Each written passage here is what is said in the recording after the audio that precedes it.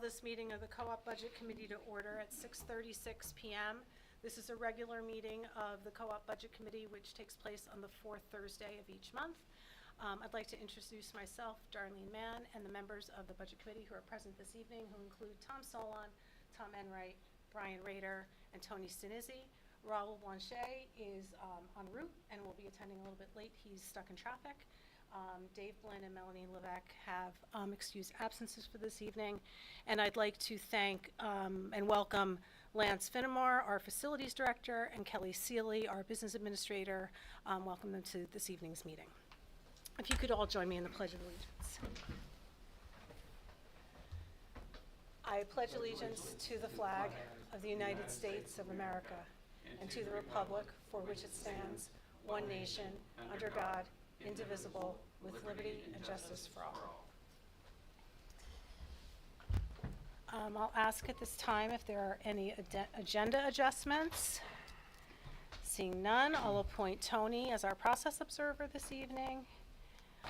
Recognizing there's no public present, we'll skip over public input and get to the main agenda of, oh, sorry. What do you consider to be a quorum now? We're going to go, I've always tended to, in the past we've done 4, but we have 5 this evening. No, I was just curious because I thought you required 5 because you wanted more than 50% before. Right. There's nothing that designates the quorum, and we can maybe have that as actually a conversation amongst the board. So there's only 7 members now.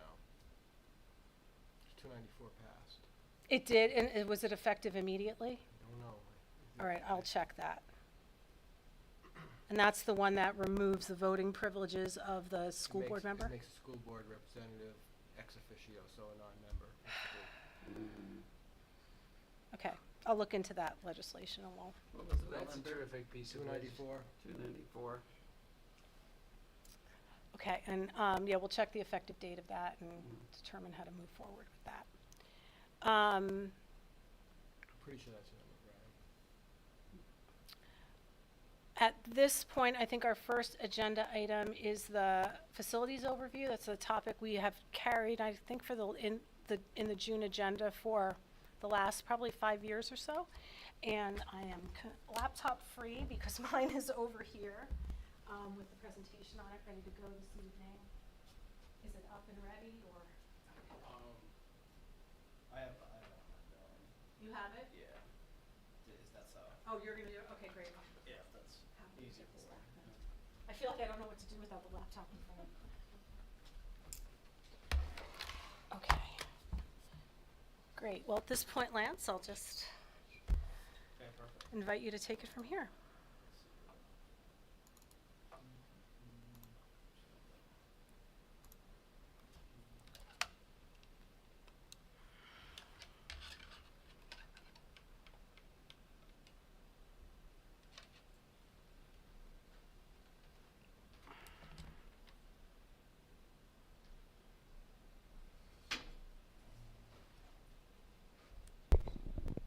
Thanks, sorry.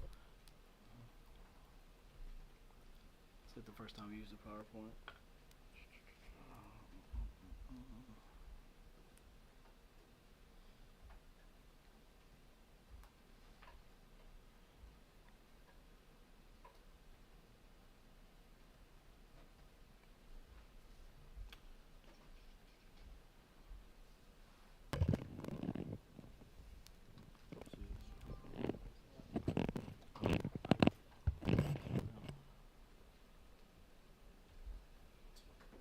Do you have any idea why it's gagging when he goes to do the slide presentation? It shows when he's on full screen, but when he indicates, when he hits the button to go to, Oh, is it that's what's going on? see right then it shows. Now when he's going up to, Right.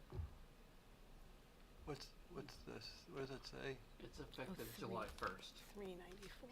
Okay. July 1st? July 1st. It might be I've never seen that before. display. Maybe.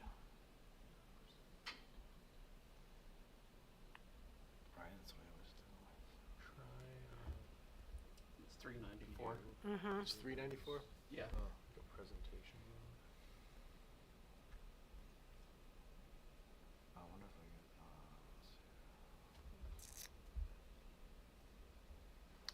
The one just, if you go to the one to the left of the scroll bar, no, where you were. Yeah. But that, Oh. that one more over, next one the other way, this one.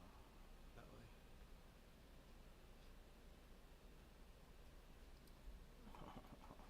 I wonder if it's, Is it, maybe it's not share screen mode, I don't know. Right. I don't think it is, yeah, that's, I've never seen that screen before. Try clicking view, I think that's, there'll be like a presentation mode, if you click that.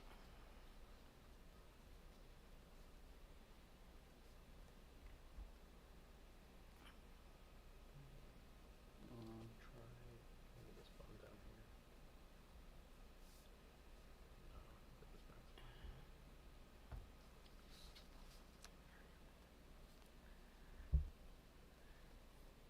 I need to get out of the screen. It's not showing on his either. How about this?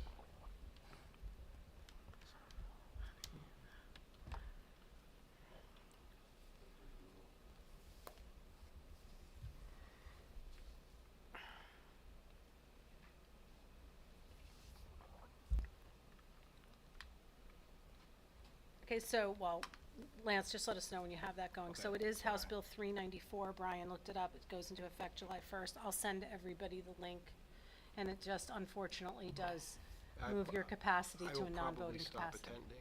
attending. I will probably stop attending this meeting, Okay, because, I mean, pretty much all that I do is communicate what's going on at the, board meetings, and that's all available as presentations and things. And I'm not, a voting member any longer, so it's not, that doesn't make a difference as far as having a quorum or being able to influence that aspect of things. And I think if people are really interested in finding out what's going on the board level, there's a lot more available by them attending the board meeting than by me attending this meeting. I mean, this was a useful interface,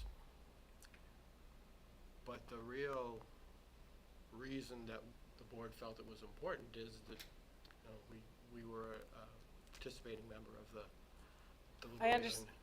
I understand that. The language amends RSA 195-12A, which includes specifically cooperative school district budget committee responsibilities, and it retains the shall language. So chairperson I'll of the still be cooperative school appointed. board shall appoint a member of the board to serve on the budget committee in an ex officio non-voting capacity. I still think, you know, your role here is important and integral to, especially as we develop a budget, to understanding and influencing and sharing information that enables us to make, address topics that come up during the budget cycle, that address curriculum, staffing changes, and things like that. So, Yeah, I'm not sure that I want to be the person. okay, in so that is that capacity. something you'll follow up with Holly Yeah. about? Okay. I'll speak with her as well and share the language with her. It would still be valuable to have somebody come in and summarize what the school board is, what the school board is doing, what they're concerned about, and so on. Going to the meetings, yes, but those meetings take a long time. I appreciate having the Cliff Notes versions of that. Somebody who goes to at least 3 or 4 meetings a week, but I can appreciate it. Frustrating. And Okay. we don't have an opportunity to override that, do we? No, It's state law. no. It was sad. It was put through by a single representative, and there was a lot of testimony against it. Mhm. But Leadership was behind it. It was signed into law by the governor. well, I think the one who was behind it was I think it got pushed through by the DOE, but I'm not sure. It's unfortunate. And I think, well, Doesn't matter. Mhm. yeah, okay. All right, so I will share that language, the bill language with everybody after the meeting, and I'll follow up with Holly as well, and we'll see how we proceed from here. See Raul attending at 6:46 PM, just for the minutes. Glad you made it, Raul. And you're just in time. Thank you very much. Lance, if you're ready to go. Yes, absolutely. Thanks for having me. I'd also share that I turned the air conditioning on because I was kind of running around and was getting a little sweaty here. Getting So hot under the collar. yeah. So again, thank you for having me. I come here every June to just give you a review of the co-op facilities and what we're doing and looking forward. I will try to make this as quick as possible because I think I just won't talk forever if I don't go quickly or try to go quickly here. So our goals, my goals in this presentation are to let you all know, the state of the facilities and what we're trying to do. Also share and also discuss long-term discussion of co-op projects and priorities and what the vision may be or what we envision the focus to be in the future. We incorporate facilities department as well as the entire SAU administration and co-op administration. We try to include the community and stakeholders as best we can when taking on, again, our vision for the future. Areas of concerns from discussions, again, from all of our administration, or how we evaluate our ongoing path forward. We also use the facility audit tool that pretty much is we go through every, well, in this case, we go through all 6 buildings, but in this case, 2 buildings, middle school and high school, and we grade our current state of, all the facilities in the building, ground up. And that gives us a sense of, gives us a set of data to go off of what is good, what is great, and what is, could be lacking, and where we can improve on that. Also, the Co-op Facilities Committee is a large part of the ongoing energy enrollment plan. We'll discuss that a little bit. Facility audit tool, again, is just a sheet, a guideline of what we go through from the ground up. Everything in the building, HVAC, roofs, flooring, ceilings, windows, doors, everything you think of. That's just a glimpse of, you can't really see it that well, but this is the glimpse in our grading criteria that we do every year. Again, to use for budgeting for the ongoing operations budget for the year, as well as capital planning, maintenance trust planning, all of that. Talking about the Co-op Facilities Committee a little more, we formed, I feel like it was 2 years ago, the last 2 years, to discuss what, again, our grand vision is for the co-op facilities in general. High school being 30, almost 30 years old, around there, middle school a little older, and what we can do to make these facilities not only last longer, but how we can make these facilities in general better for the entire community. When I say community, primarily focused on stakeholders, students, teachers, staff, but also community as well that can use the buildings as they see fit as public use. The specific topics which already taken place are for energy efficiency and alternative energy solutions for both buildings. Again, we try to meet every first Wednesday of each month. Same time, 4 o'clock. Same place, 4 o'clock. Just roughly middle school areas of concern. And again, some of these things we are in the process of, some of it is in the future. So And any questions, just feel free to ask.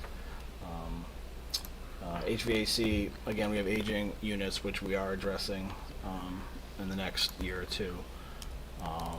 Ductwork cleaning, which we've been doing last fiscal, this fiscal, it's continuing, as you'll see in the next chart, going forward, as all of the line items and where they fall in line in each fiscal budget.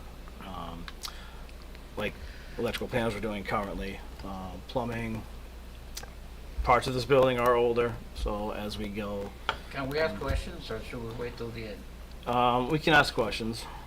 What would you, So of those Yeah. topics, which ones are planned to be line items in the next budget? All of them? no, Some of no, them, this is a or- general, so some, like, the aging electrical panels we're doing currently in fiscal '26. Currently, I mean, next Tuesday, July 1st. So that's So when. it might be a good idea to kind of create a little matrix that shows these are the items and this is the investment strategy or plan or something like that. Okay. Yeah, in the next slides, we have, the budgetary numbers for each of these things and, where it falls line. And it does have a fixed fiscal '26 line, that's why that's on there. Building and grounds, roof sections, classroom flooring, paving, those are just our general guideline, general areas of concern, in general. High school areas of concern, we, 4 years ago at this point, I can't keep track of time, we replaced the majority of the rooftop units at the high school. At that time, we didn't replace the existing main office, cafeteria, gym units, because again, at that time, we were trying to focus on the majority of classroom learning environments, so that's what we did. So that's always, we say areas of concern, it's kind of something we don't want to lose track of. It's not, the end of the world, but we like to put it on there as, punch list items that we can get at some point in the future. Electrical lighting controls, there's a lot of existing lighting. It's a long story. There's a lighting control boxes at the high school, which are, I don't really gonna get into it, but they're interesting. Safety, the elevator is existing elevator from the original building, so we are budgeting over the last 2 fiscal years, so we will be ready to go in fiscal '27, I believe, to finally, it won't be a new elevator per se, the cab will be upgraded, but the shaft way is all gonna stay in place, just a elevator, refurb, refab. Emergency egress is always on there. We're trying to hit that with a lot of creative ideas in the next year or two. Hopefully this year. Building and grounds, same thing. Flooring, parking, paving, are always the general guidelines of what we're looking at the high school as well. Capital improvement plan. I call it capital improvement plan / the vision for the co-op. This is just a review of what we've done. Again, phase 1. So that says fiscal '23, so it was 3 years ago. That's when we did all the rooftop units in the high school. Phase 2, which was last summer, replaced all the oil piping, which was the initial area of concern that pretty much, I want to say, formed the co-op facilities committee. I don't want to get into that, but we replaced the oil burners on the boilers and replaced them with propane burners. Got rid of the underground tank. That was last year, so I like to call that phase 2. And then I have here phase 3, which will be taking place fiscal '26, which is this summer. We're replacing the same thing. We had the oil piping issue here at the middle school as well, so we're addressing that.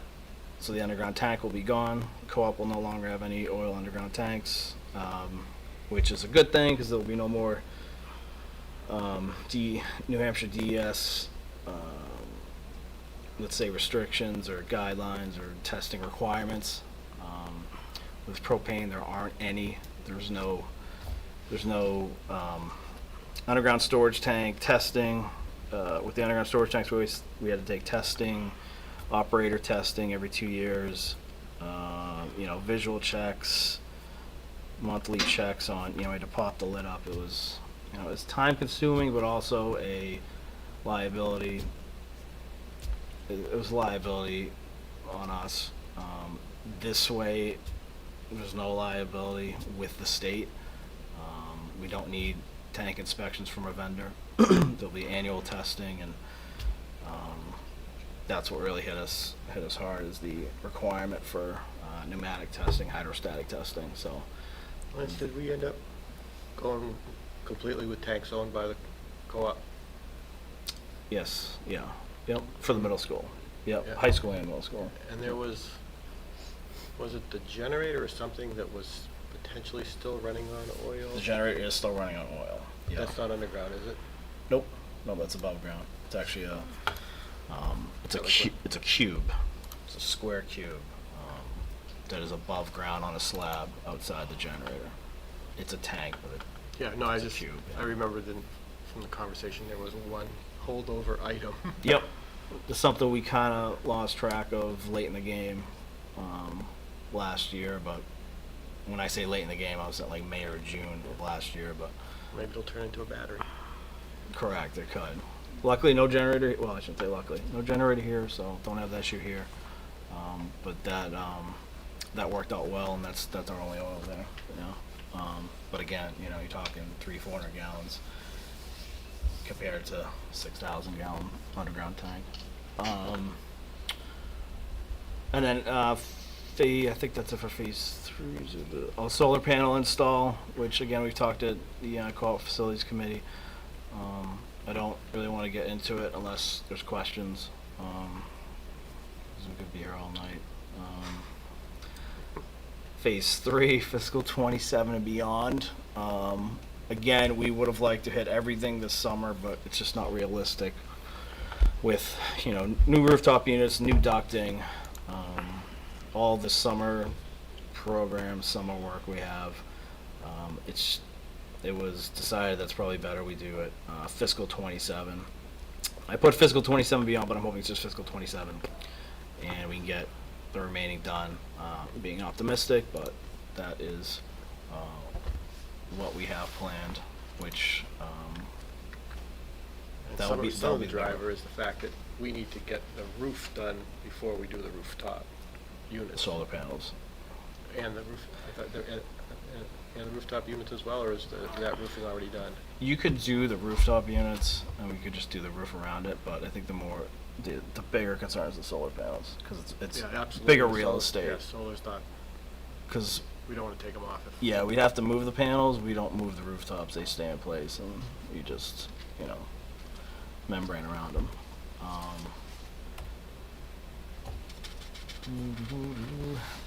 So the capital improvement plan slides going forward are just based off of what Raul said. We're going line by line the best we can, and budgeting for the best we can going forward. All of our line items that will be addressed, or again from the facility audit tool and all our input, the items that we want to track. These are just the totals by year. I probably should have put this slide at the end, but just to get you ready. So these are just line items. I don't want to go through them all. Unless you have questions, feel free. Again, everything that we talked about, any facilities related things, this is what we're trying to get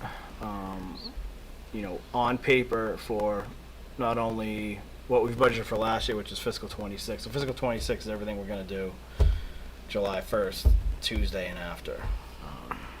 And a majority of the stuff will be done in the summer, but a lot of the stuff can hold over for vacation periods and whatnot. I think we're pretty ambitious here with what we do, because again, just remember, I'm not looking for sympathy here, but this is just co-op. and we have 4 other buildings in the SAU, but this is our best attempt at trying to get things done that we find need to be upgraded, replaced, or added. Oopsie. So what you see by looking through the 5-year view of things is that you do put a lot, and have over the past few years, put a lot of effort into breaking up, phasing projects over time to, enable at least some of the work to get underway and then continue to, Yeah, and I think, myself, I've been here 5 years. Again, maybe I'm more ambitious to put things in fiscal '27, and as we go through the budgeting process, we're either go forward with it, or no other way to say denied. I don't get it, and that just we like to say it carries over, but also we don't want to lose track, and that carries over to fiscal '28. So a lot of this stuff is, let's say, ambitious / optimistic, but that's just the way I feel. It's front and center now, and one of the things that's been on in queue that I know just keeps getting pushed further and further is the water system solution. correct. Yep. So that is pushed to an anticipation of '28, FY '28, because of the obvious prioritization of other items, but it's eventually gonna, I think, come due, And so. I won't lie, because of the potential headaches that that takes as well, because just the unique system that we have with I don't want to get too much into it, but Rocky Pond literally runs through this building to feed the town. So I never really thought about it till about 6 months ago. How do we divert that? If we go off ourselves, you still have this major line of infrastructure. So that hurt my head that day. So We put in a toll booth. yeah, but it's it's still run. It's a cluster. Tennis courts, huh? Yes. Again, we're trying to account for everything and anything that, as we go through the budget process, which, again, I've been here 5 years, and this budget process is like none other that I've been in. Kelly knows I came from the private sector. I would get all this stuff and say thank you.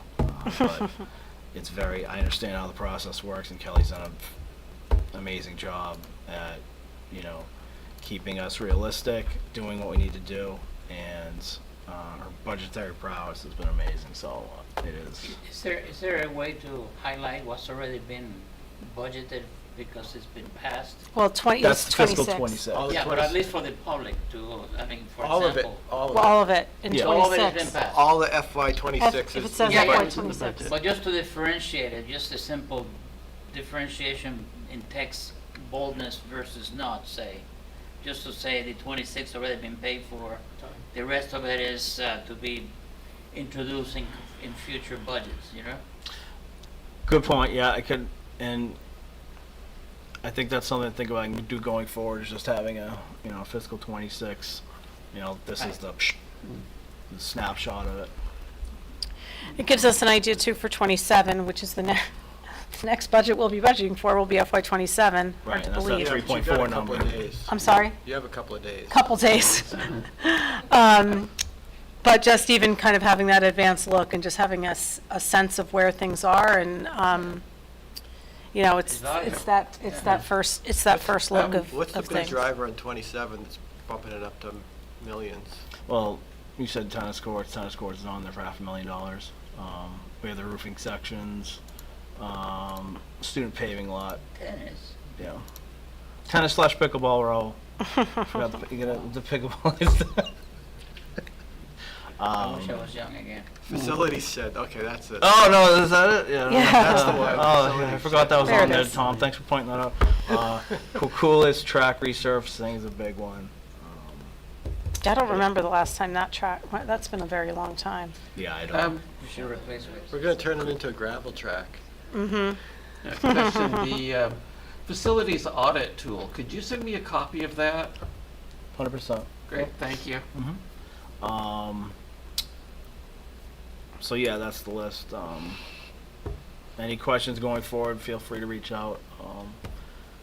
So one of the things that passed and has been under review as a result of the Hollis Town meeting is the establishment of a capital expenditure advisory committee for the town of Hollis. That's been a committee approved by the select board, and there's a specific composition of that committee that includes a Hollis member of the co-op school board and a Hollis member of the co-op budget committee, in addition to a member of the municipal budget committee for Hollis, the select board, the school district in Hollis, and excuse me, 2 community members. I think that's it. So at this time, that group is specifically going to be looking at putting together an overall view of all entities and what the projects and potential spending looks like for the foreseeable future, in an effort to kind of just put everything in one place, and to some degree evaluate, just how things are falling, what things run the potential of needing to be serviced through bonds, what that does to the potential tax impacts and things like that. Excuse me. So it's been taking a little time to kind of get up and running. As I said, I just received a notice today that there's an advertisement that went up on the Hollis Town website to look for the volunteers for the community members to participate. So it looks like we're moving forward, and I don't want to let the summer go by. I don't think anything, I'm not sure when things will get started up, so I wanted to bring it to everyone's attention tonight. The person who would be, I believe we're moving forward with the Hollis Budget Committee representative being the chair. I'm honestly not sure if that language,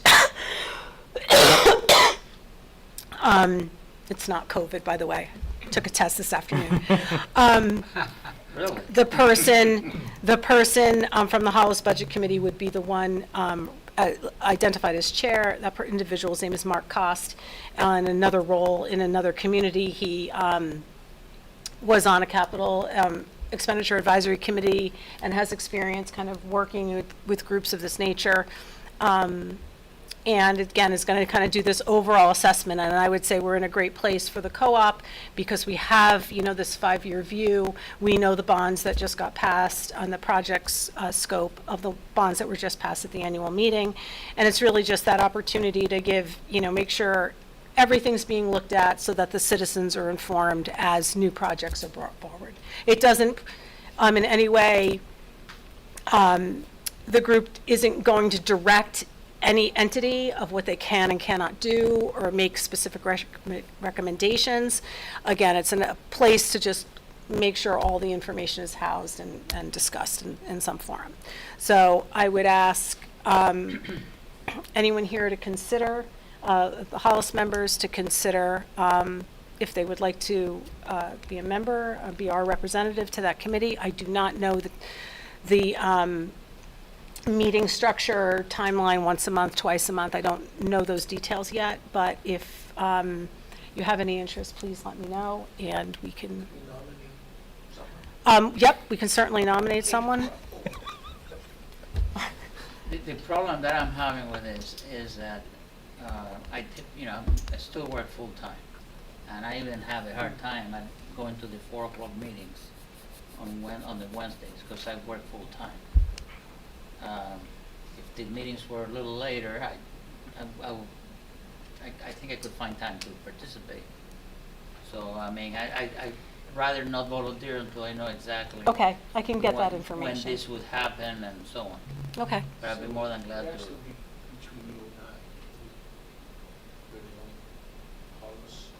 It's Tom and Ray. Yeah, Mr. Myself, Enright, or- yeah. I'm sorry. Don't forget about Tom and Ray. I'm shrinking. He has a, now. yeah. Do you know if there's, Never gave me your address.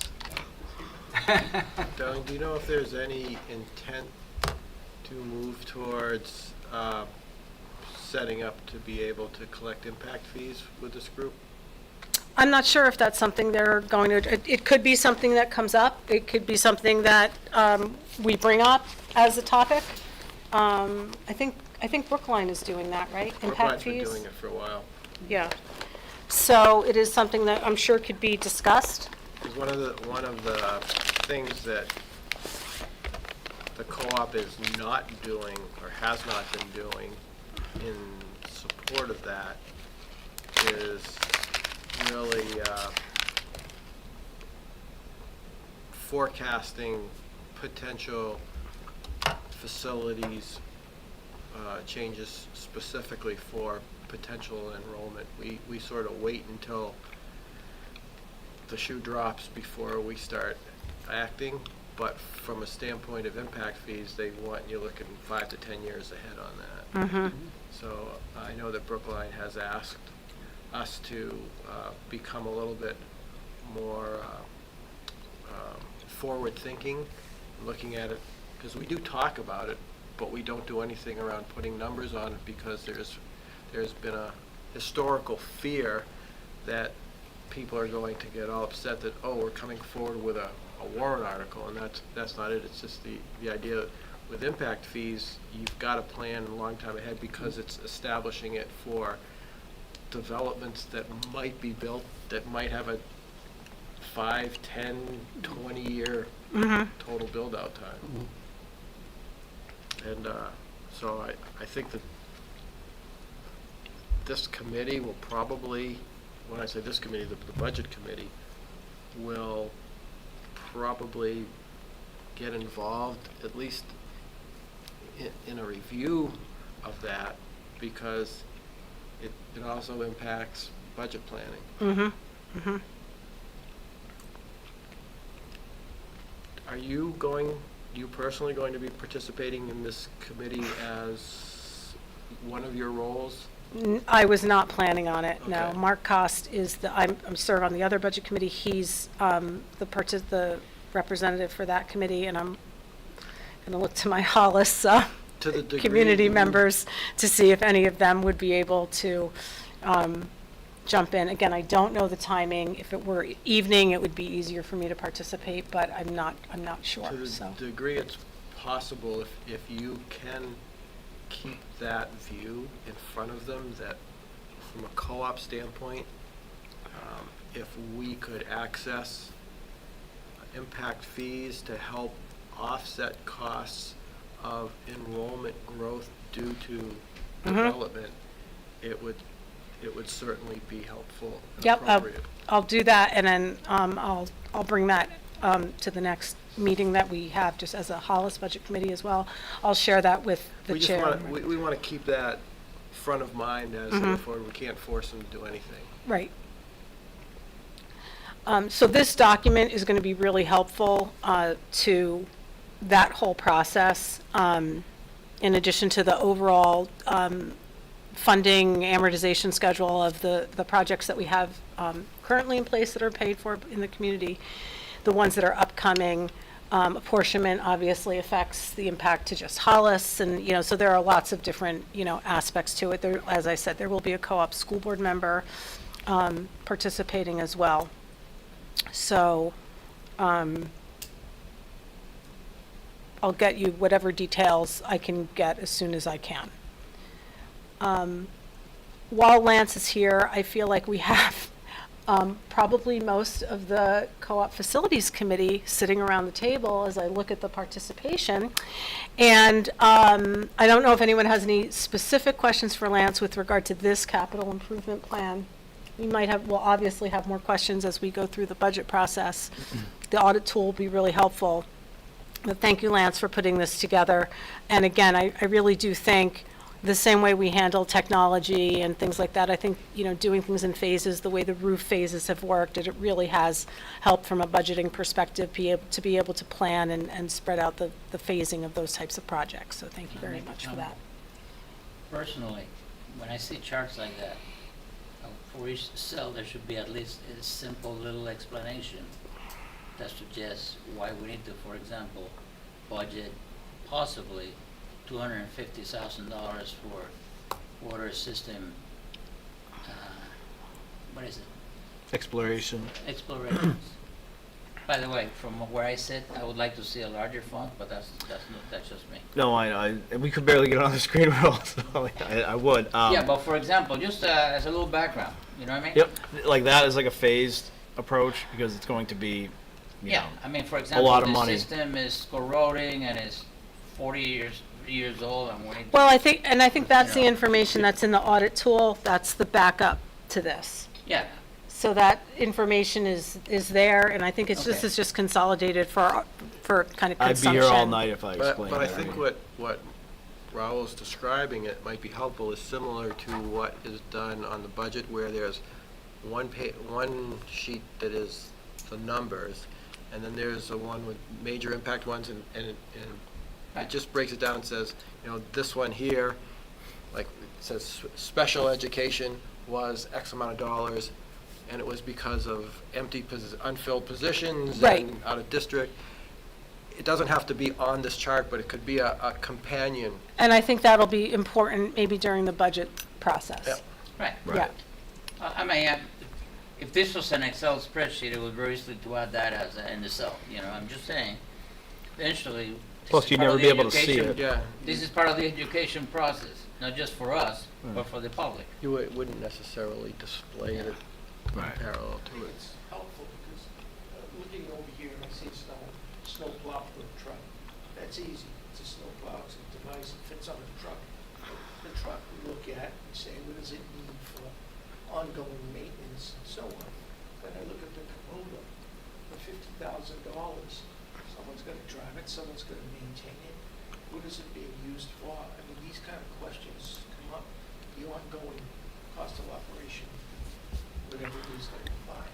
And I'm not sure if that's included in the 50,000, or is there other bills? That's it, so Right. now we got another expense on top of that, it's not 50,000. Right. It's an ongoing expense.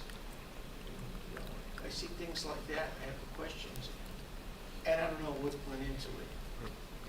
Things even like, just throw this out, the solar panels, who's gonna maintain them? They have to be washed. When you look at pollen, they're gonna scrape it off the windshield of my car, who's gonna This scrape is it off? really just for the acquisition of the item. I'm saying, Yeah. that's just for the acquisition, but knowing that there are costs involved with the ongoing maintenance and whatever it is, that we've considered it and we know what it is, it's under control, whatever. Mhm. Because the dollar amount is not the dollar amount. Right, anytime you make a capital but it- purchase, It is the amount that's capital. Right. Then, and anytime you make a capital purchase, whether we're upgrading it or a new piece of equipment, you're 100% correct. This is- Like, there this will is be ju- a just a maintenance lo- fee that'll be down the road, ideally, I- right?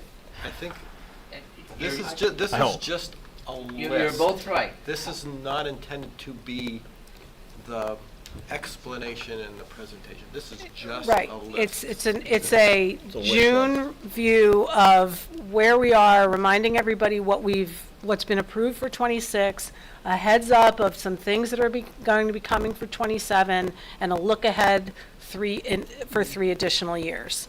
So I fully anticipate there'll be more details for FY '27, and that'll be the area of our primary focus as we go into the fall and But work beyond- on the but- budget Because development. you see 3.4 million, you know it's not going to be 3.4 million. Exactly, yes, that's exactly true. You probably want me out on But a beyond the pitchfork for mechanics, me, I mean.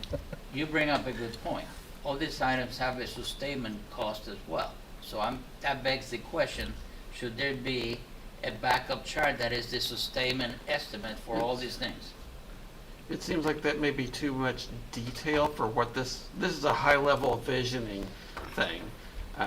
When you start going into the specifics of, we want to budget for some things like that, that's when you need to be looking at the maintenance costs for it. Because especially things that are put out there 2 or 3 years in the future, that cost is a rough estimate, and the maintenance is gonna be even rougher than that. That's fine, but again, I'm looking at it from I'm a citizen of the town, and I follow this. I want to be educated. I want to understand the process. I understand that this is today's view, but there is insight into it behind the scenes that we need to discuss maybe in 2 or 3 or 4 months from now. I'm just saying that the questions that are being asked are raising other aspects that we might consider coming up with an estimate, because people will ask. I'm just saying. So I have faith in our budgeting process and our operations, but what I call an operating budget is your yearly expense budget, not your non-capital. So every time we add a piece of equipment, whatever it may be, like I said, upgrade, new piece of equipment, we have that operating budget. Now, that operating budget as a whole is, I don't want to curse here, but when stuff really goes wrong, we can fall back on that operating budget, because built into that budget is the crap days.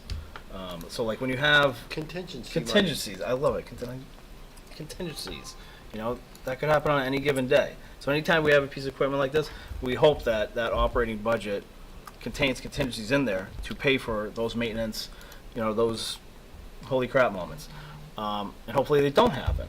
But we have that operating budget in there for that, for those specific reasons. And we do have the line items for the anticipated costs. So along with this, the stuff that's coming in from FY27 as capital, you're also going to have your FY27 operating budget, and there will be a link between the proposed capital expenditure and the cost of staff and the cost of maintenance expenditures and contracted services that are all associated with that, so that if the capital expense gets pulled out, so will those portions of the operating budget. But what Lance is putting in front of us right now is, think of it like a to-do list as opposed to. Oh yeah, I totally agree. Yeah, but I understand what you're looking for, Raul, and I think it's good to have that linkage. It's just like when you put or a policy in place or an expense in place, and it's directly tied to a new RSA. It's nice to see the note driven by RSA XYZ 123, and I think that's really good input. Yeah, 100%. And again, the operating budget, for some reason, it's looking, a little critical. We'll budget for it on the capital improvement plan and as a capital budget going forward. But that day-to-day ops of budgeting on a daily basis of what comes up, what happens, what doesn't. I have faith that that's built in there, because we've done it long enough. Because you're responsible for giving the numbers. Correct, and that's what I have to do here. I have just one comment Yeah. on the presentation itself, which is that I would strongly recommend using presentations that have a white background, because if anybody tries to print this out, it's going to use an enormous amount of seriously expensive ink. That was a change I made this year, Brian. I know. Yeah. Good feedback. So, yeah, please use white backgrounds. I just wanted to be different this year. I appreciate it, but So Thank we- God they didn't make paper copies. You know right? those magic So we are Think it's ridiculous. facilities heavy tonight, and as I said, since we have, I don't know, 1, 2, 3, 4, 5, at least, like, all of you, right, are on the co-op facilities committee, so I have like 6 Yep. members here, so this is fantastic. I wanted to take a minute to just talk about, Is this the end of, are you? Oh yeah, we're all yeah, set. that was the end, I think. Thank you. Yeah. To talk about the finance, that kind of where the current projects and the bonds stand for the projects that were approved at the district meeting. The board met on June 11th to talk about and approve the financing, which they did. It's going to be it's actually a very interesting approach that I've never seen before. So the expenses are combined into one bond. When they were past district meeting, one was a 15-year Not one. one bond, though. It's a one combined amortization schedule.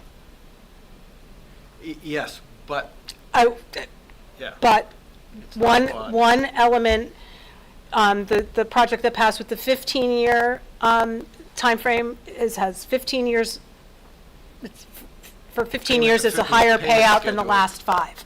for the one that has just the 20 years. So I don't know how the bond bank is consolidating them into that schedule, why they didn't present them separately. I've never seen anything like that before. So they do have, I think I you're can tell you either, what the bond attorney told me, okay, and the same thing I said there. He said that they give preferential rates based on the total value being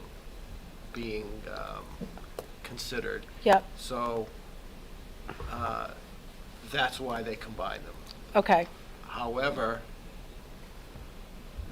how they actually fund it, we have no insight to that. mm-hmm, It may go all to one investor, or it could be split among 20 investors. right, So it's like getting a jumbo Mhm. mortgage kind of thing. so that was passed, and,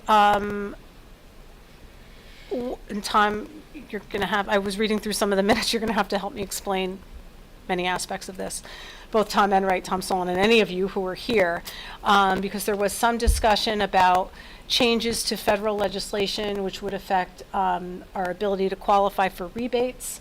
There's a vote, federal vote scheduled to take place on July 5th. If passed, the rebates would expire within a 60-day time frame, and a certain percentage of the project needs to be complete within that 60-day window. And project completion also includes the purchase, in this case, the purchase of the solar panels, which we would be able to purchase and accomplish and be able to qualify for the rebates. So the understanding is that the House, I believe, passed a change which would end the rebates effective for any that did not qualify within 60 days of the vote. The earliest vote will be July 5th, but it may be later. Right. So the 60-day window brings us to the beginning of September.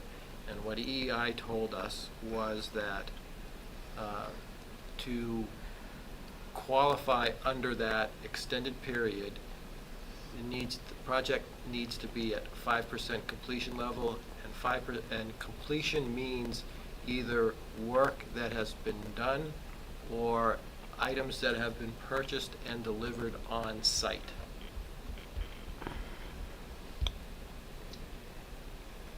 So I have two questions. When you say July, you mean the Senate passing or agreeing to pass the version that the House passed? Therefore, I'm this not is sure a- who's the vote, I This don't is know. the continuing resolution. I don't know specifically what vote is July 5th. That was the vote that was the date that was expressed. I don't know which. That's when the Senate is apparently scheduled to vote on the House's bill. Okay, I'll take your word for it. And so there may be a difference in the Senate version versus the House Yeah. version. Correct. And so that's one step. The second step is, let's assume that in order to achieve the 5%, it's decided to buy all the panels. Do we have a place to store them if we're not gonna deploy them right away? Well, we are, because the project as defined by the rebate program is the co-op project, the work on the high school can contribute towards the overall Right. 5%.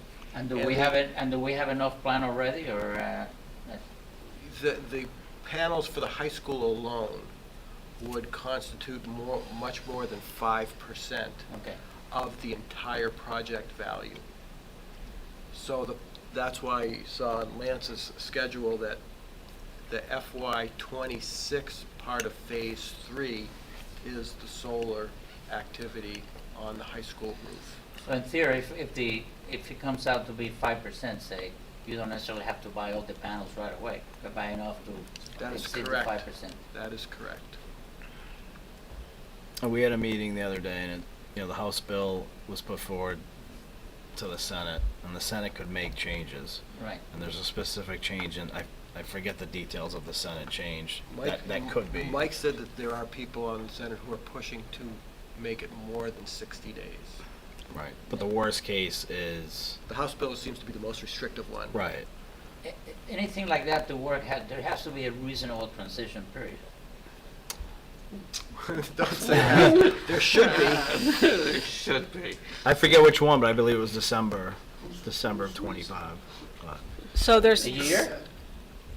So it does seem, though, that there's still a reasonable, we can still reasonably maintain the scope of the project. High confidence. Yes. we're Okay. shooting for the worst case. Right. That's our plan Right. going forward. Okay, good. Okay. Again, facilities heavy. If anyone has any additional questions, the meeting was live streamed, and the minutes include kind of a comprehensive discussion of what took place during that meeting on the 11th. Kelly also included. Yeah, go Could I ahead. just ask, so where did the discussion, where is the discussion currently on net metering slash Battery. battery? Where is that discussion? The discussion is that the co-op board is supportive of anticipating the potential use of batteries for the program at the high school if that is the only path to getting the permits in time, but EEI is still pursuing the permitting path for net metering as well, either in parallel or serially, depending on what, I'm not sure who it is who would allow, what Eversource will permit.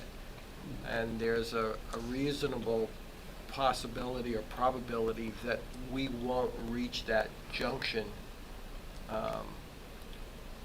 before Eversource gives us the feedback on that, because the battery, even if we, it doesn't change what you do on the roof.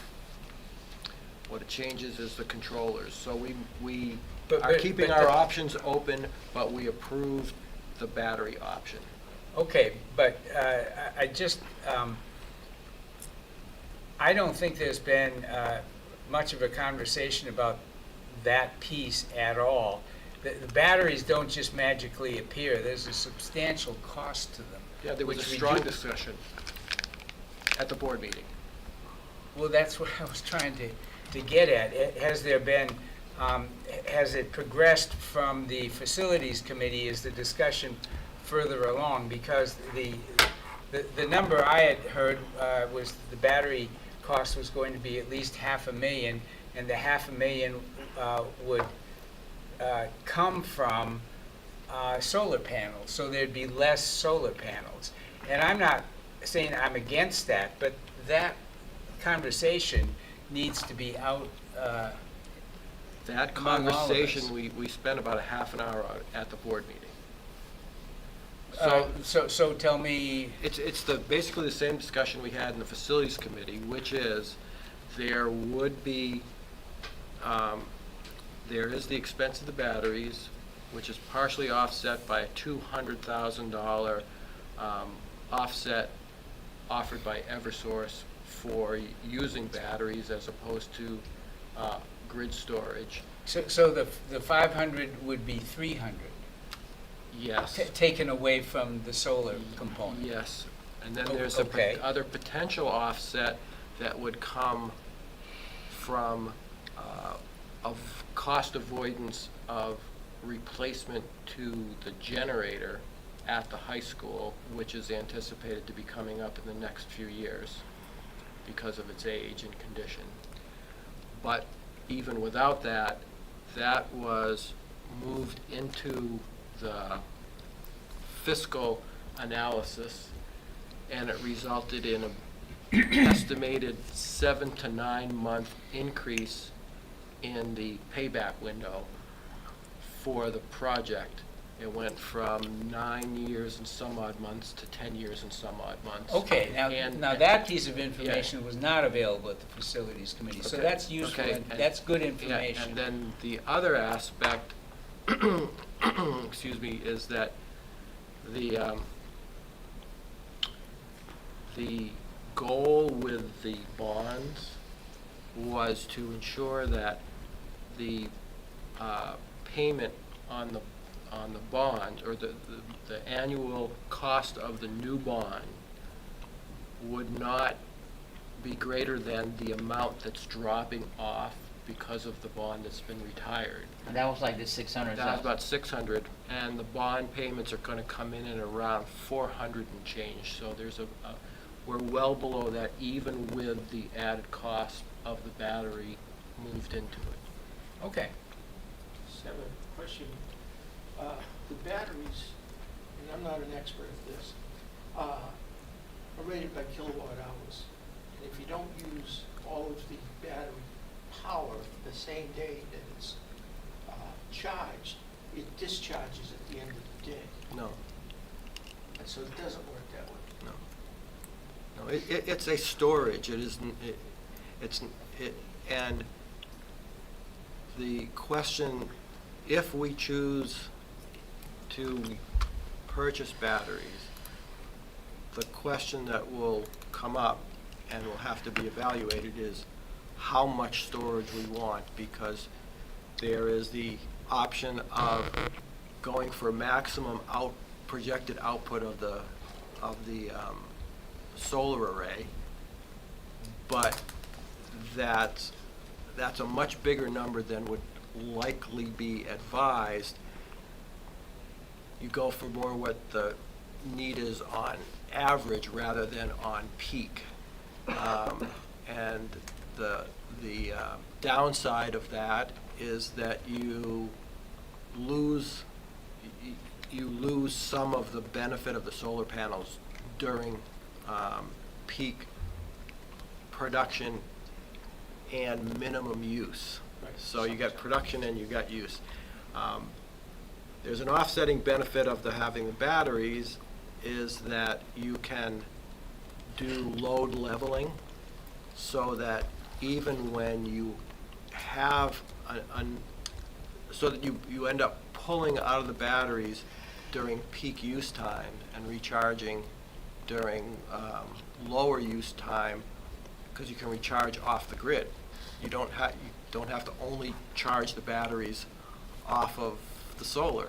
So you can almost use it as a load leveling, where you take less from the grid during peak rate hours and recharge the batteries. So there's a whole, it's a complex thing, but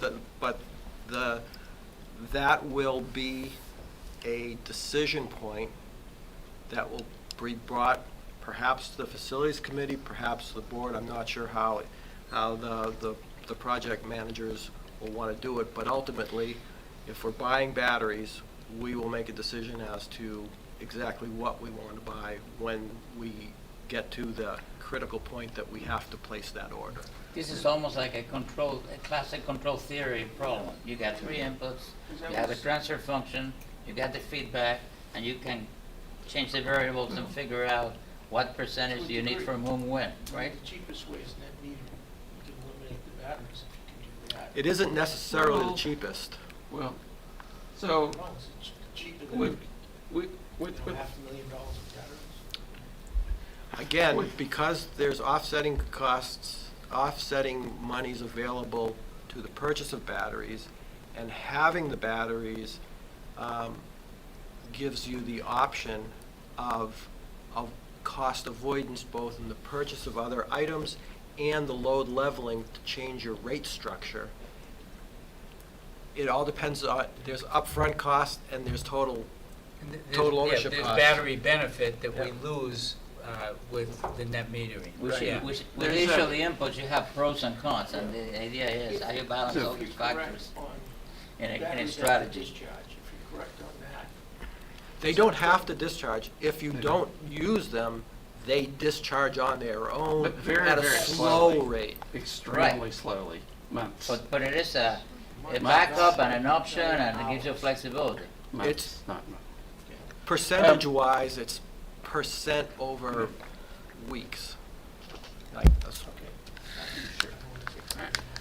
In evaluating whether or not to go the battery route, though, you don't want to just stop at the payback period, though, because if you've got batteries as well as your solar, that's going to lower your electricity costs beyond the payback Correct. period. So you'll have lower you'll have lower electricity costs going past the payback period if you've got batteries versus if you don't have batteries. Well, with So net metering, you wanna have look it at- too, because it's a question of, do you want local storage or do you want cloud storage? I mean, either way, with net metering, you are able to sell back to the grid in your peak times and buy it. It's interesting, you sell it back at a Yeah, higher what you price don't than you need, buy right? it. But the net metering changes year to year, the laws, the government change year to year, and the laws that are in place now may not be in place a Exactly. year from now. Yep. And the rules, the rules do change regularly, whereas if you've got batteries, you've got a more predictable situation. But anyway, that's. Yeah, sorry, What sorry more I detail opened the than we need? Pandora's box. That's What okay, more detail everyone's than we need tonight? updated, This is has why it was a information. half-hour You discussion have at to the board close meeting. the Pandora's. Yeah, it's She been- opened the box and you encourage discussion. I just thought that the budget committee should be tuned in on these, not to solve the issues, but that there were these last minute issues that have some significant consequence, and we need to get up to speed from a knowledge point of view. That's what I thought. Yep. But they weren't last minute by us. We brought it forward proactively. What's that? It wasn't last minute for us. We felt the need to bring it forward quickly because that's what we were dealing with. Yeah. Like, from the SAU side.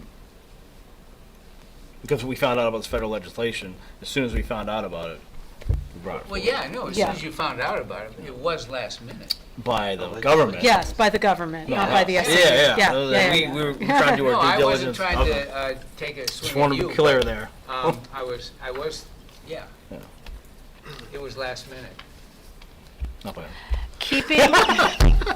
Keeping on our facilities conversation, Kelly provided a fuel savings report as a follow-up to a question that Raul had about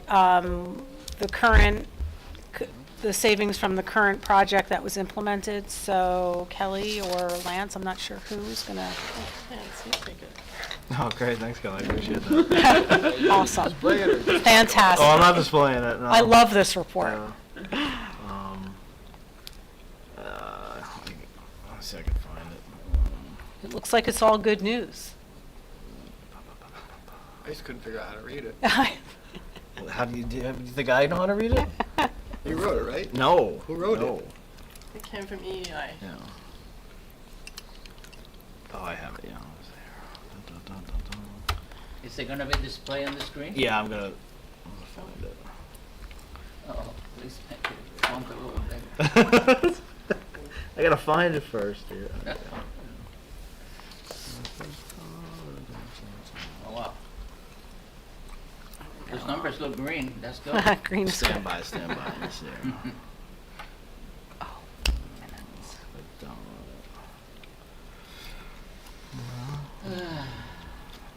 Then I have a little zoom indicator, I think. Oop.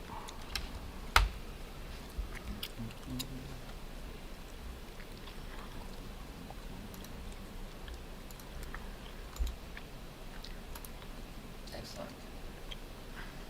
Is that good, Ro? Yes, sir. Perfect. Yeah, and like Tony says, he's not a solar expert. Neither am I a solar expert. I'm not a HVAC savings expert. I had to look up what a heating degree day consists of. So I actually don't know.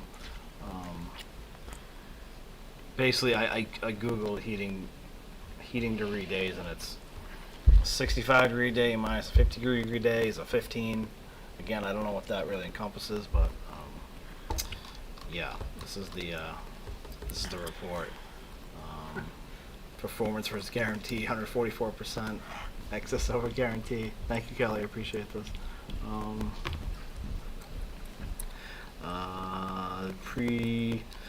Who's the guarantee from? Right, sorry. That was their guarantee from pre-project, I assume, yeah. And do we split the excess, or do we get all the excess? I feel like we get the excess. Well, It's some in of our the s- budget, right? Some I agreements, believe. there's a split. So be- wait, so Lance, before you scroll don't down. think So so. what that's telling us as what we projected with the project was that we would see $45,000 worth of savings from the baseline that was listed previously up there. And what we actually realized, can you scroll down? Yep. What we actually realized is $65,000 worth of savings. Is that correct? So would that show up, Kelly, in the calculation of the budget, the unanticipated fund balance? Because that money would contribute to an excess of, is it considered, do you capture it in revenue, or do you capture it as reduced expense? Reduced expense.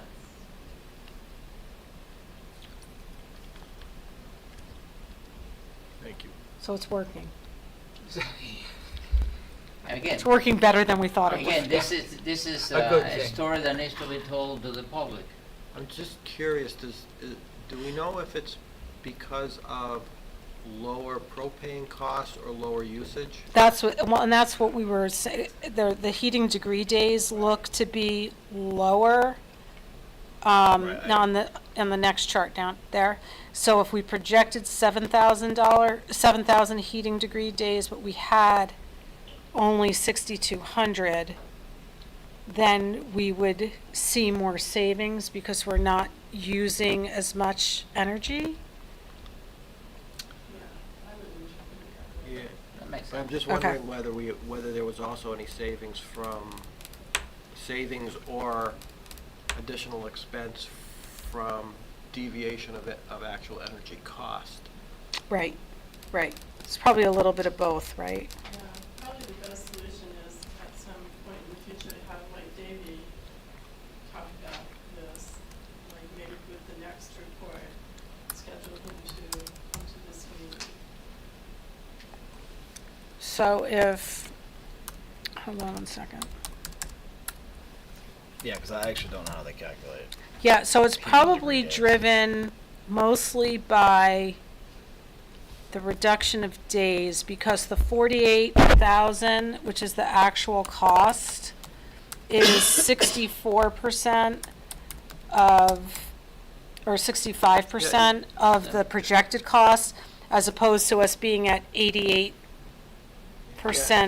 days. So that to me looks like, Yeah, he's the reporting. cost might have been a 144 little bit is- higher, but the usage over the number of days was lower. That got us to the like a net 64% ratio from the original estimate, Whether normalized. I think. So yeah, maybe a conversation with Mike at some point. We can add him to the June agenda. And, For the facilities committee. with the facilities piece, doing, I know, and we can see an overall assessment of, That's a great idea to have it come next June. yeah. Do we have an ongoing, like a standing contract with EEI Well, for now, yeah. for- because of the projects that we're involved in and everything? Okay. If I call him now, he can be here in like. No, seven no, hours. it's not necessary. It's all good. It's all good. Okay, well, as always, if anyone has any follow-up questions or concerns, throw them my way, and we will direct them back to the SAU office, and we'll get those questions answered. So, Thank you very much for providing the data. sure. So we can move on then to the results. as of mid-June.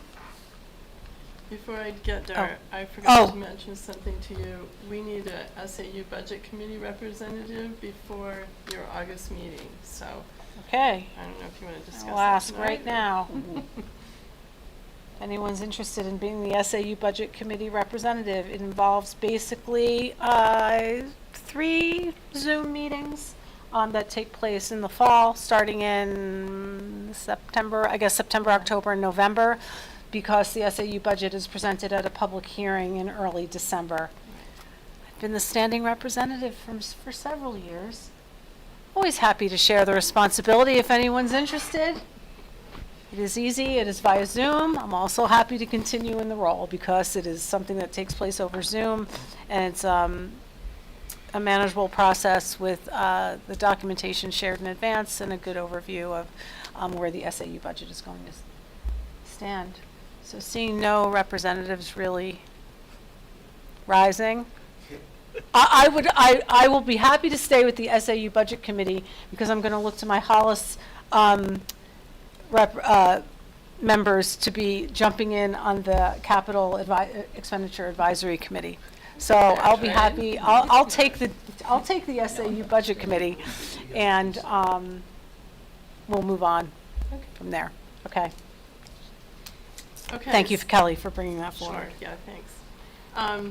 So I'm going to fast forward to as of this day, this report was created on June 10th, and on that day, we had an unreserved fund balance of $1,323,000, and then we need to subtract from that the placeholders for FY26 that the voters approved to be funded by the fund balance. And those are the maintenance trust, the retained fund balance for FY26, and the contingency fund. So those total $765,000, and then we end up with a new projected balance of basically $500,000. And because I'm just noting the prepaid expenses that we have to make sure are covered by our fund balance. We do this every year, but we have a really high amount this year because we pre-purchased devices and interactive flat panels due to known cost increases that were going to hit us in April and May. So we have to essentially subtract that amount to get to the total that we would return to the taxpayers. And those were the items we discussed last month? Were those the Yes, items that were yes. included in that overview that went to the board in May? Oh, no. No? No, these are budgeted purchases for FY26. Oh, okay. But the auditors allowed us to purchase them in advance. Okay. Because of the known cost increases, but we can't use them, we can Right. just purchase them. Okay. So they will be charged to FY26. What's the then- net total, 200,000, the net total? Well, at The this net- moment in time, the net total is 214,000. That does include two of the 3 things that the school board approved. They approved the ADA renovations, they approved lab tables, and they approved an additional roof section. And so the ADA renovations and the tables are included in our report here, but we don't quite have enough to include the middle school roof and return $200,000 to the taxpayers. Now that could change because as we start releasing encumbrances, that number will increase. That's a little different than what So that's Linda part of said at the- the meeting. Well, what did she say? I thought that what was said is that all of the maintenance costs were covered. All 3? I thought so. Well, I don't think she said that because on the report at the bottom it says that the 1 is not there. But, so the prepaid expense is on hold. Won't that money revert back? It will, but you have to take it all the way through to the audit. It's going to be there. You'll see it revert back when they do the next year's audit. Because we're going ahead with the roof, right? either way, was my understanding. Well, I think we need to make sure we have funds to secure that. Because that was viewed as a key element to being able to meet the schedule as proposed for the HVAC stuff on the school. For the solar. Well, no, But the we can put HVAC also, because they want to get that roofing done and all of that before they start ripping the ductwork out next year. Right. And if we don't do it this summer, then that would push some of the other work out another cycle, was what we were told. Correct. But I don't want to get Yeah, too I'm deep just, into it, but yeah. So so the items that were approved were in May by the board were in the, $236,000 to $250,000 range. Sure. So where are those in this summary? Well, the roof is not in there Okay, at all. right. And the ADA renovations and the lab tables are in encumbrances in the expenses. Okay, got it. Okay, that's how they're accounted for. Yeah, They're already. they are okay. encumbered. Okay, yes. they're encumbered. Okay, got it. Got it. Okay, great. Okay. So that's the report. And so one of the more significant contributors is savings in special education and student services. Yes, most definitely. We have savings in every category with the exception of our vocational program. And that's in the negative only because there were more students that took advantage of that program. And were they split among Milford and Nashua and Alvern, or? I don't know. Okay. Milford is no longer Oh. one of the In ones our- we use. It's Okay, Nashua and Alvern. yep, And I believe that this current year, we also had someone going out west to Jaffrey or some. Oh, wow. I forget which district it is. I don't think they're in the plan for next year. That group that we've joined, we're primarily going to be focused on Nashua, based on the new agreement that we entered into. okay, great. And that's expected to reduce costs, right? It's not so Special much to reduce transportation? cost, the issue is that we got agreement to align schedules that Milford would not agree to. So our students, it's mainly the days off, the days of closure, and we were running into problems where Milford was not closing and opening on the same days that. Right, that there's we only were. a maximum number of days that your calendars can be out of sync, so. And so we signed a regional agreement with a 4-year commitment. So this was prompted by a schedule confliction or synchronization issue. It was prompted And, by new legislation with restrictions on CTE programs. The other thing that Kelly shared with us was and which took place at the board meeting, was the expendable trust public hearing, which is an annual exercise. And so that enables us to release the funds that get put into the expendable trusts and get authorized at our annual meeting and then get utilized. And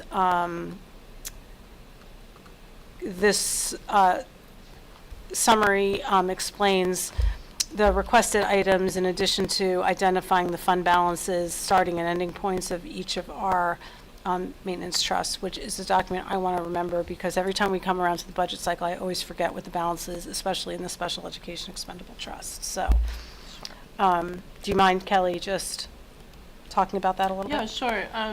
As far as the maintenance trust goes, the items you see there, in the high school, the roof section and the elevator retrofit, as well as the roof section for the middle school, those were all anticipated to be on this list because they went through the budget process. They were all in the maintenance trust section of new items. But the middle school final elevator expense, that one was outside of our budget. That was just final expenses related to the inspection of the middle school elevator, which is now running. And those we asked, everything else about that elevator came from the maintenance trust, so we just asked to include those final costs. And then we do end with a balance, at least anticipated at this point, of $151,000 in the maintenance trust. In the special ed trust, we have no plans to use that trust at this time, so it has a balance of $290,000, and that's obviously more than the $225, or I think it's $225 that we plan to keep in there, but that's due to interest, basically. It's accumulated over time. Great. Okay, any questions, concerns? No? Okay. All right. Tom, is there any other school board update? I'm not sure what other topics may have been addressed during the meeting on the 18th. Nothing of significance. Did a lot of policy Okay. activities, and it was really good presentation on the language arts program that's going on. Some really effective things are going on there. And was there another? There was a second presentation. Oh, a review of advisory. And staff has put together a really nice presentation and are very positive about the work that's being done and the impact, the relationships that are being built between the high school and both the middle school and the elementary schools, where they're getting the community and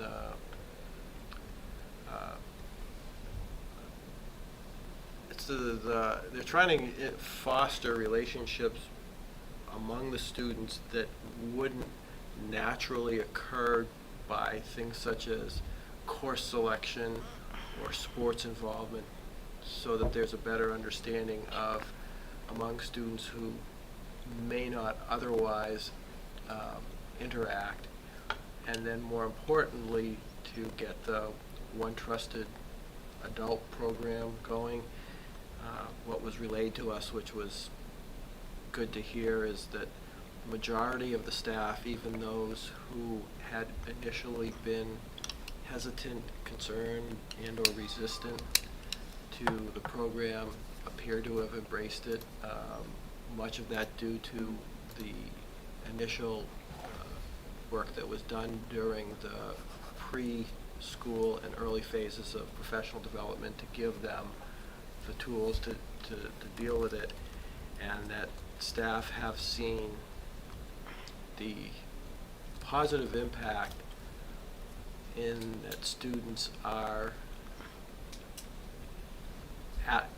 reaching out to them and asking for help, advice, ears. And it's not just about schoolwork, it's about coping, which was one of the desired outcomes. Is advisory just at the high school, or is it? Yes, it's 3 15-minute sessions a week currently. Well, the program that was discussed was just the advisory at the high school. There has been an advisory component at the middle school for quite a while, which we have been calling ROC. Right. Kind of like that homeroom in the old days. Yeah, and the basic idea is, number one, grouping students together in a non-academic focused environment. Doesn't mean they're not learning, but it's not like Cav Block where people are focused on getting an assignment done. And the other part of it is giving the students a certain amount of autonomy in directing the activities. So some part of it is, I'll call it curated, and it's not, they call it a curriculum, but it's not an academic curriculum where there is a topic that's going to be discussed, or there is going to be an activity that is planned. But there's also components of it that are what do you need today? And it can be very responsive to immediate things that have gone on in individual or community life. Great. Any other questions for Tom? I'd like to know a lot more about the details behind all of that, but not tonight. I mean, I don't. There's probably more information if you watch live stream. Yeah. Yep, there's Yeah. that, and there's also the whole advisory thing developed over a course of 2 years, and there are published meeting notes on that. Are the meeting minutes gonna have a link to, perhaps the, It's in the pack. It's It was in the, I sent a Oh, link in the. I haven't had a chance Oh, to, that's okay. and if you go to the agenda packet from the last board meeting, the entire presentation is there. If you watch the stream, you can hear the staff discussion of it. And in the notes, there's a pretty good summary. In Dawn's notes, Did it's very they- comprehensive. Did they survey the staff and students to see what, like, to just summarize feedback or? Yes. Yes. Great. Good. Any other questions? I realized, without my laptop in front of me, I skipped over our approval of minutes from our May meeting. Skipped over that agenda topic. you were waiting for me to show up, right? Right. So, at this time, I'll take a motion to approve, the minutes from our May meeting. I can- From Tony, his hand went up first, seconded by Raul. Any conversation or discussion? Okay, all those in favor of the minutes of the May meeting? One, My two, last three. vote ever. Don't say that. 6-0-0. Thank you. It is.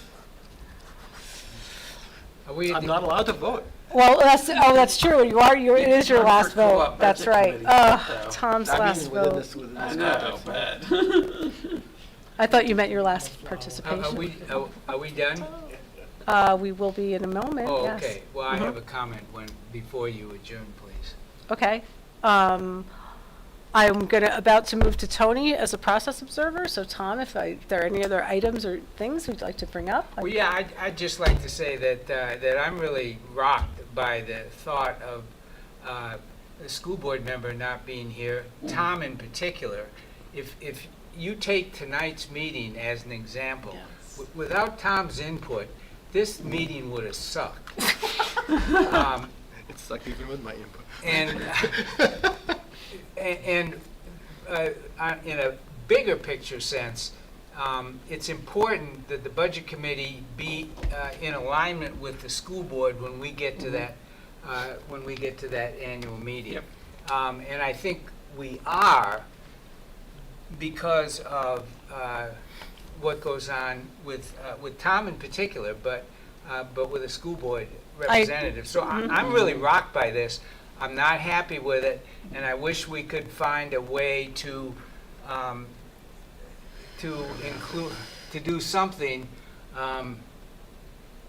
There's nothing we can do to change legislation, but No. I agree with that it's exceedingly important that we have school board We're going to representation at screw this up our meeting. dynamic here if we just. Yeah, no, I agree.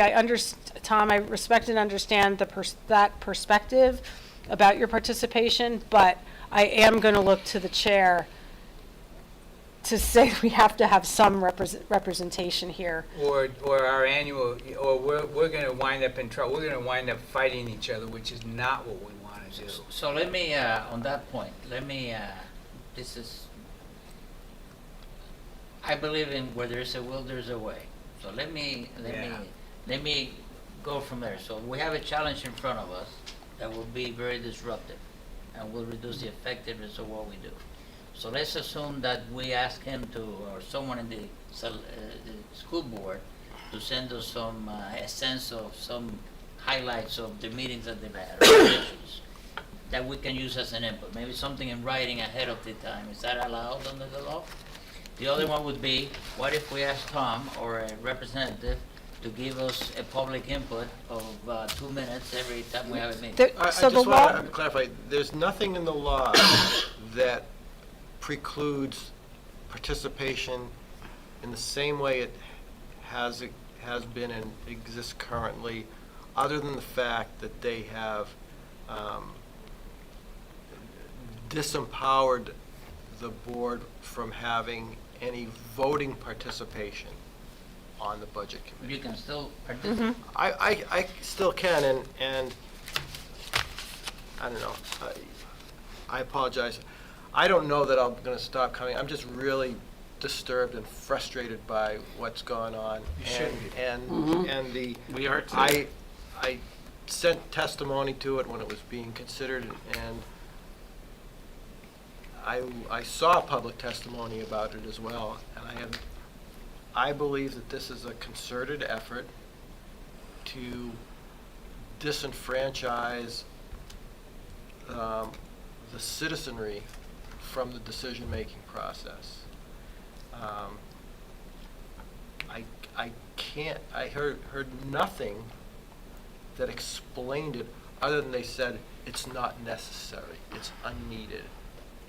And, Let's sit on a freaking budget committee and and I mean, Find out. I even wrote to them of the fact that sometimes the school board member is the enabling member, allowing a quorum to be present, to have it exist, and that's critical in a lot of communities. But I guess this is sort of my protest. I do think there's value, but I think what this is saying is that maybe not in our community, but in communities in general, they don't think that the budget committee should be answerable to the school board. Because I think the places that it's being driven are places where the budget committee is adversarial to the school board.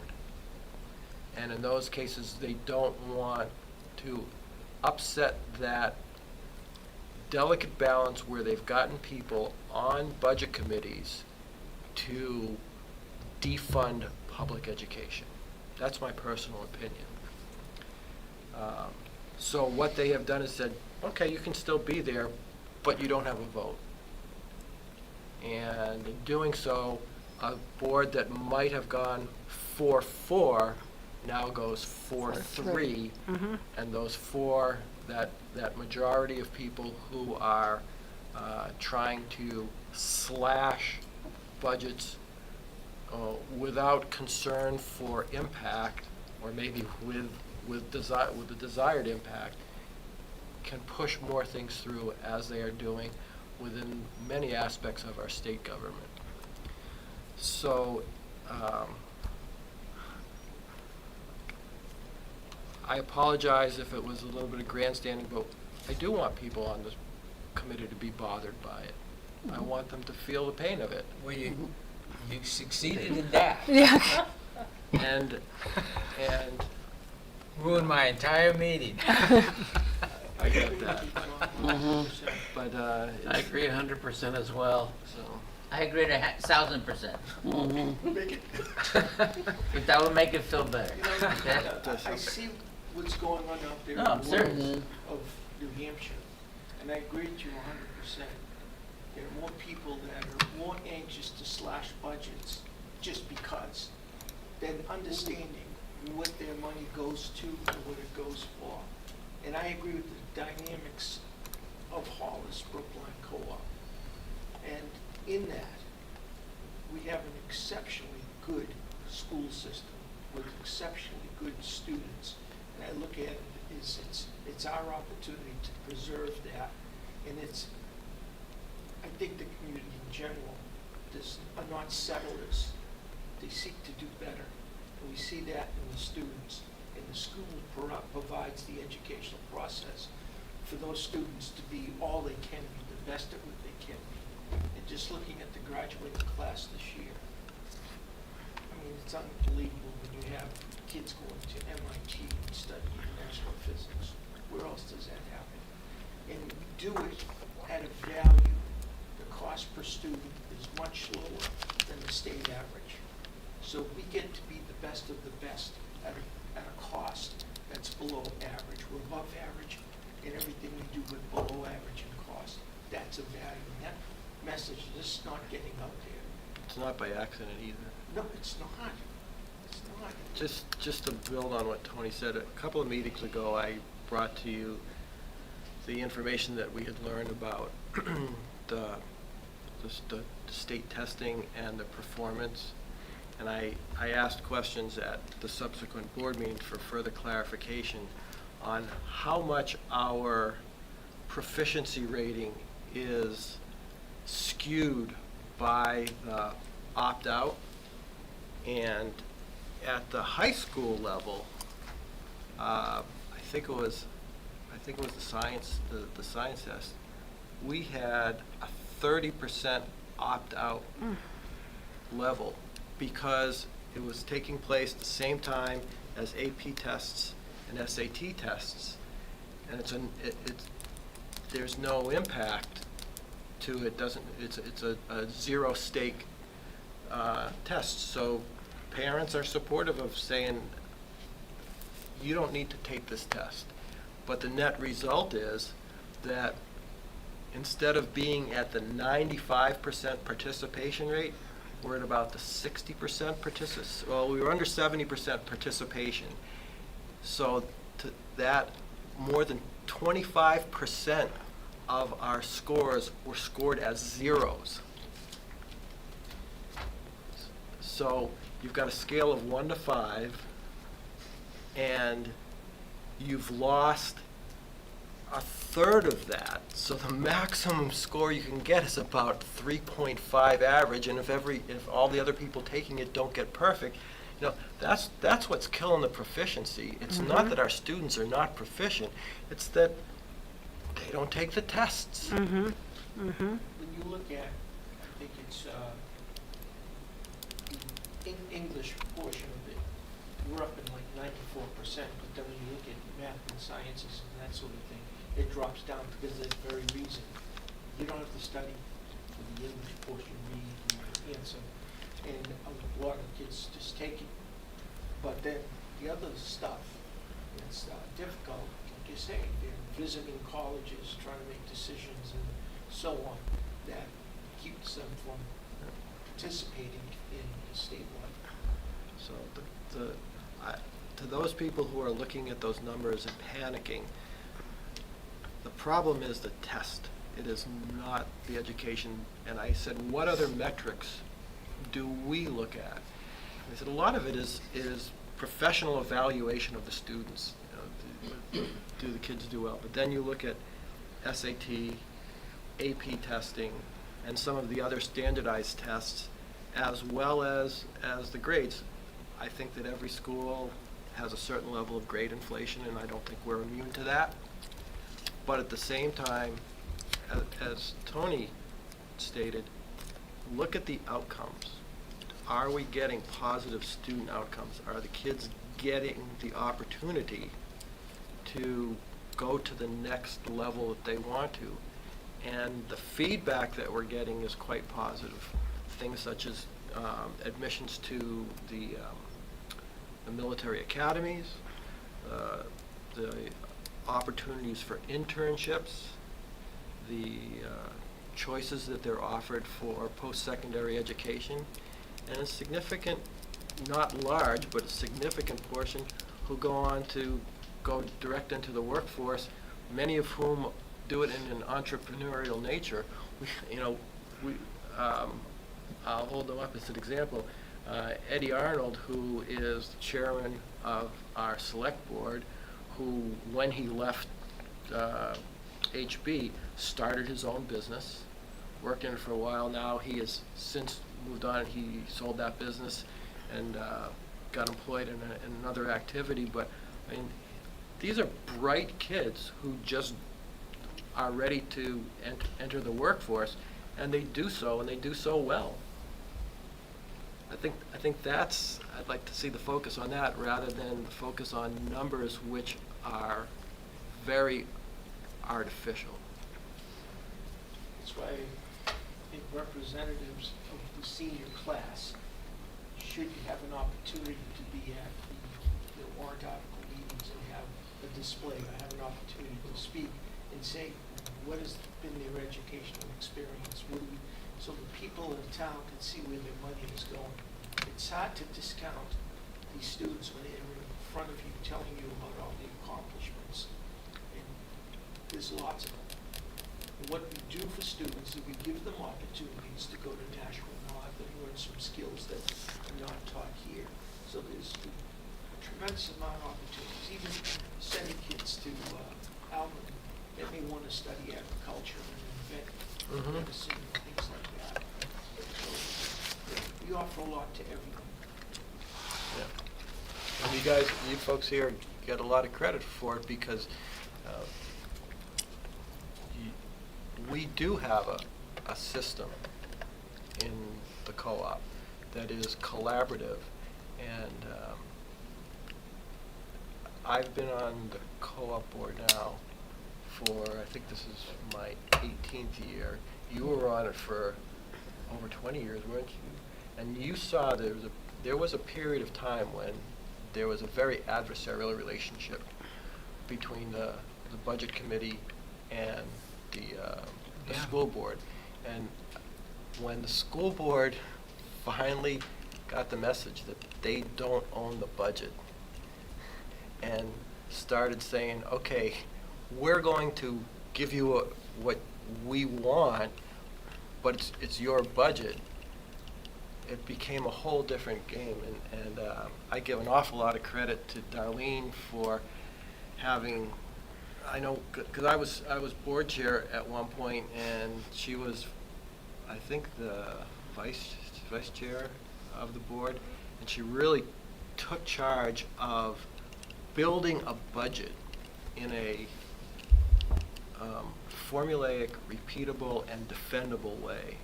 And once that started happening, the process that you use now, you may not agree with it, but you can follow it. And when you follow it and you understand the root of the proposal, it allows you to make a decision that's not just emotional. And that's why education of the public is critical. Absolutely, Well, and it's absolutely. education of board members too, so that's why we're gonna go circle right back around to why you still need to be here, Tom. Well, I thank you all for what you're doing and the overall support. And even when we get into these, oh yeah, kind of discussions, they're productive, and they're done, I think, out of respect, not out of conflict. And it's all your fault again, Tom. You triggered one of these long-winded discussions. Well, I'm glad I did, damn it. Janet? Strike that out. Strike that out for the record. Lance, did you have something? Yeah, I'll be quick. I have 2 minutes. She hates when I do this, but Kelly Seeley took a chance on me 5 years ago, and she's the best thing that could ever happen to me here. I just wish I came here sooner, under her leadership. It's been a pleasure to work here the last 5 years. She's been a champion for a lot of people here, everyone that reports to her. She's a titan that we're losing, and I just want to thank her for everything she's done for all of us in the district and everyone here. You know how I feel, and just thank you for everything. And You're here. Yes, Yeah, we said it very before the nice. meeting, and Kelly, There you go. we can't thank you enough for everything you've brought to our committee, the support you've given us through the budget cycle. Everyone talks about a budget committee, building a budget, but it's based off of everything that you in the business office provides to us. So thank you. Tremendous. So thank you so much. It's been over 10 years, and you'll be missed. So thank you. And one last thing, I don't mean to derail it, but Joe is moving on to bigger and Correct, better yes. things. Oh, thanks, Joe. And if we play our cards right, he's gonna go gain some new skills and bring him back here someday. All right, that'll work, that'll work. Well, thank you for all your support. Sounds like Okay, it just dissolved. I'm not leaving just yet, okay? I'll have a reminder for everyone that we have basically the summer off, and our next meeting will be August 28th. We'll have our auditor there. We'll meet our new business administrator, and I'll turn it over to Tony for a process observer readout. Yeah, let's see, the meeting was called Audit Timely, 6:35. We probably have a few minutes in traffic. With no public input, we moved right into general business, banking, Kelly. And we did good discussions on quorum. We did learn a lot about that SB 394 and what that means, the ramification. I think that was helpful for everyone.